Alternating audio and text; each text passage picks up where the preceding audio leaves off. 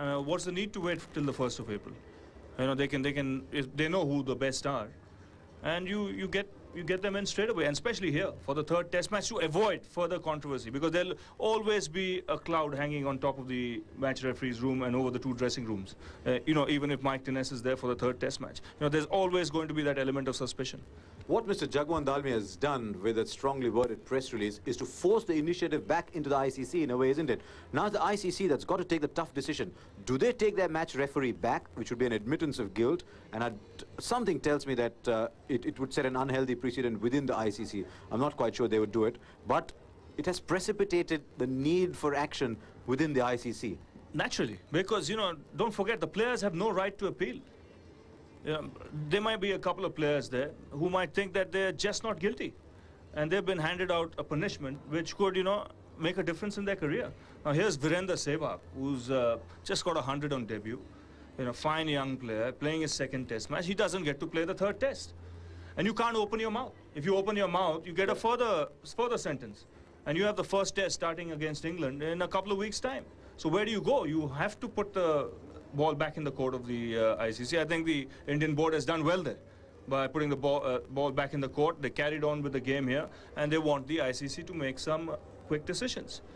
Yes, from that point of view, it's been a day full of action, though, hasn't it? Now all the action is going to take place away from the cricket ground, and be with bated breath that all of us can wait. And I'll tell you, just in case all of you are wondering what the fuss is all about, if you'd been here in Johannesburg listening to the local news saying Indian legend accused of cheating, it made me wince. I'll tell you, I had stand up this morning, then you'd have understood what the passion is all about. We'll take a little break. When we come back, we're going to discuss this all over again as the rain comes down quite heavily. That's the match situation at the moment. A display of tremendous character by 2 Indian batsmen. 172 for 2 at the moment. Dravid out for 87, were the medallion winner.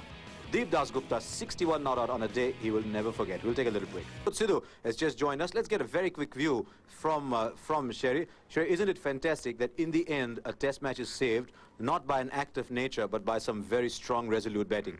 Absolutely. It was a very tough scenario for the 2, and especially the young man, Deep Dasgupta. He wasn't accustomed to this position. He was blooded into the side and then asked to open. Well, it's not easy for a wicketkeeper who's kept wickets for such a long time and then open. He's not susceptible against the short pitch stuff. He was prepared to guts it out in the middle, take a few body blows, and that's what all Test cricket is about. And the important thing is the first innings that the Indians played, they played 40 overs and lost 8 wickets. Over here, they played 80-odd overs, persevered diligently, left deliveries outside the off stump. He's technically very well equipped, and he had a man who's as resilient as anything in Rahul Dravid. Now don't forget that Rahul Dravid was coming into this match under a lot of pressure. 3 innings, he'd failed, he'd been miserable in the field, dropped that sitter. He was a shattered man. To have the tenacity to pull yourself out of a situation like that, and then with all those clouds looming large over that, and Mr. Diness with all his finesse, I think I personally feel it was a tough situation for all these guys. But I don't think Mr. Diness needs to be on top of the ground. He should be down there inspiring the cabbages. Right, let's get your view. Ravi and I have just had this big discussion on what we should do. What the the BCCI president's release has to do with it. And they've said we don't mind another referee, even if he's South African. We don't mind another former player. You never know, you might get the job. But they have expressed no confidence in Mike Diness, and they've asked for a review of the Sehwag thing. Well, I think it's a very bold move. You can't take things lying low. It happened in Sri Lanka, and it's happened again. And if you keep on taking things lying low, it's bound to happen again. So somewhere down the line, as I said, even for a common man, time has come when he spits on his hands, hoists the black flag, and begins slitting throats. That's the time which has arrived now. Somebody's got to take that action, and I'm glad Mr. Dalmia has taken it.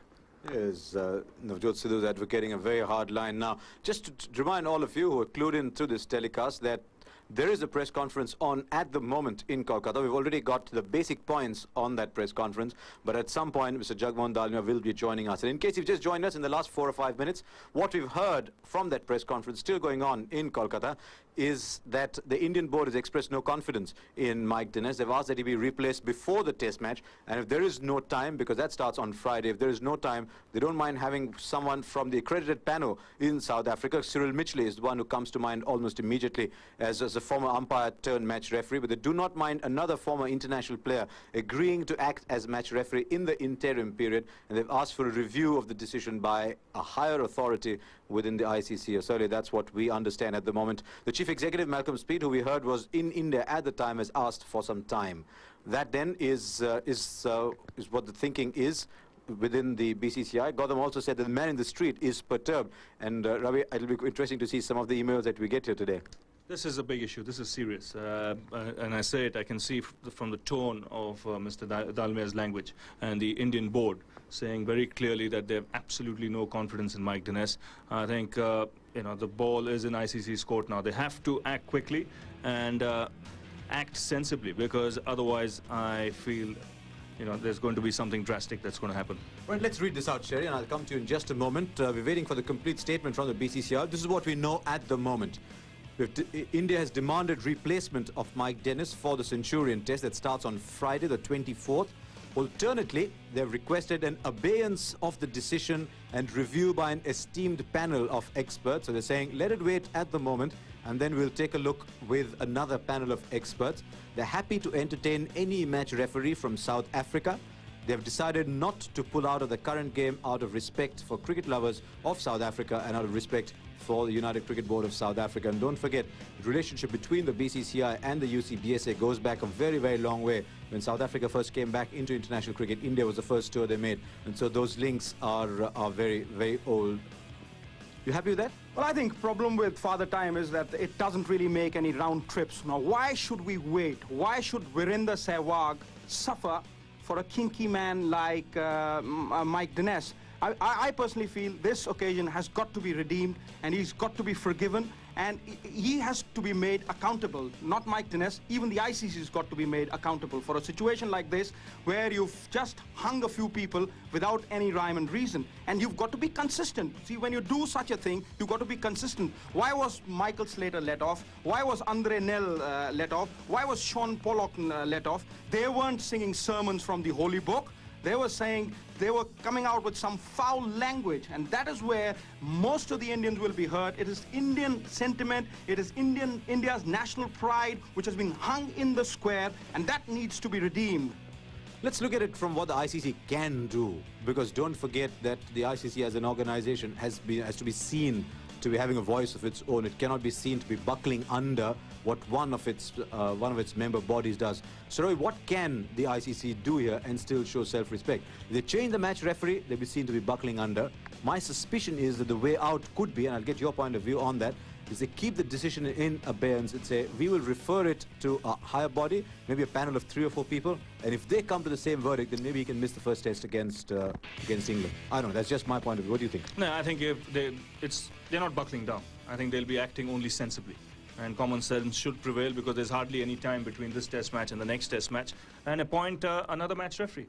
Because it's not going to be easy, mind you, for Mike Dinesh. He'll be under extreme pressure when he goes out for the next test match. Yeah, absolutely. And, you know, what guarantee that he's going to do a good job over the next 5 days? What it does, though, Ravi, is that it might establish a precedent. Tomorrow, in some other country, there's trouble against the match referee. They can't say out to the match referee. Precedent? He's taking half the side out. You know, it's never happened before. On one given day, you're literally taking half the team out. And Navjot mentioned about Virender Sehwag. That's shocking. Man playing his second test match. What has he done? He didn't abuse the umpire. He reacted, you know, on the heat of the moment. He appealed. What else? Well, Dave Richardson also made a point, didn't he? He said all that this young man has done is follow what people have been doing for 15 years. He appealed with a passion, maybe slightly overdid the aggression. All of us do that from time to time. It's not a sentence worthy of the crime. Why should Mike Dinesh be allowed to go scot-free? You know, I certainly believe that he's done something which is horrendous. At a certain age, some people's minds close, Harsha. They start living on intellectual fat. And that's what Mike Dinesh is. And, you know, here I'm just coming back to that point. when I say the ICC should act sensibly, because you ban a player, you reprimand a player if he's about to bring the game into disrepute. You know, here I have the sneaking feeling that a match referee is going to bring the game into disrepute. So before that actually happens, and before something serious happens, you know, just replace him with another one. Right, Mike Dinesh as match referee. Let's take a look back at his career. We've got a few facts about Mike Dinesh. In case all of you are wondering who Mike Dinesh is, I saw him back in Hyderabad as a young child in 1972 with Tony Lewis's side. Born in Scotland, right-hand batsman. Played Test cricket from 69 to 75, was captain on that tour to Australia and actually dropped himself. Average 40, which is a very decent average, with the highest score of 188. And if I remember, that was made in the last test of that series after Lilly and Thompson had both broken down. And Max Walker was the lead bowler with Australia. 12 one-day internationals at 30, that's pretty respectable in that time as well. As captain, 19 test matches and all 12 one-day internationals as captain. Since then, become a match referee for 12 test matches since 95-96, and he's been a referee in 32 matches. Reprimanded Herschel Gibbs for dissent following his dismissal versus the West Indies at St. John's in April 2001. So he was captain of England and Kent for a very long time in first-class cricket. Showed some character as an individual when he dropped himself from the side in 1974-75. But what he's done here today, really, I just suspect he didn't quite understand the gravity of the situation. No, he has a good chance to show character again by dropping himself from the next game. And like I said in the morning, the Indian Ocean is close by. He can go take a dip, cool himself, and, you know, probably think about the match refereeing stuff in a month's time. So for all those of you watching this telecast, if you are feeling outraged, then I can assure you that the feeling of outrage has traveled all over here. The feeling is not only in the Indian camp. In case you think that we're all reacting off the cuff, the feeling has been widespread and unanimous, and it's spread across nationalities, and everyone is very, very upset. Even those who are not directly affected by the actions of the match referee are aghast at what's happened last night and this morning here in South Africa. Not a good day for cricket. We'll take a little break now. When we come back, more analysis on what's happening here and more weather. Right, and we've talked about the passion and emotion that's been running high right through the last 24 hours. We've been looking at some of your emails as well, and honestly, they have completely clogged our mailbox today. This is Dinesh Pillai from Kolkata. Isn't it fantastic to see how the Indian cricketers have pulled together? You're spot on, Dinesh. It's been one of the better days of my life here watching cricket here. Consolidated and delivered the goods in the face of adversity. Why does it take a national disaster to ring the wake-up call for the boys? Fair question, but at least it did that to do a wake-up call. Yes, Purohit from Jodhpur. In the light of the bizarre happenings at the second test match, are there any plans in place to take action against the umpires, who in my mind are equally to blame for the overall lack of discipline displayed during the match? Purohit, we'll get a comment on that. I'm not sure there was a lack of discipline. I just think someone jumped the gun a little bit on that. Vinayak Gaikwad from Kalyan in India. How can the ICC have a representative present overseeing a test match, make a ruling, and then prohibit him through their constitution from being answerable to the people of whom he has leveled these crippling allegations? And Vinayak, I'll tell you, from this air that's going around, I won't be surprised if that changes very, very quickly. More mails.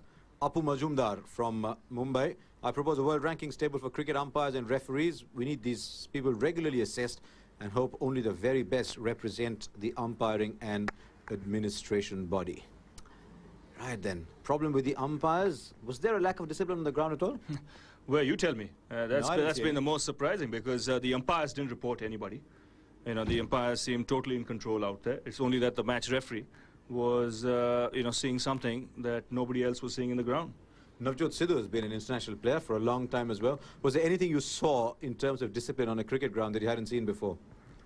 Not really. See, when you look back in the retrospective, you've got to hold the umpires also accountable. Now, what about those poor decisions that the umpires took? Yes, we'll come to that. In terms of discipline?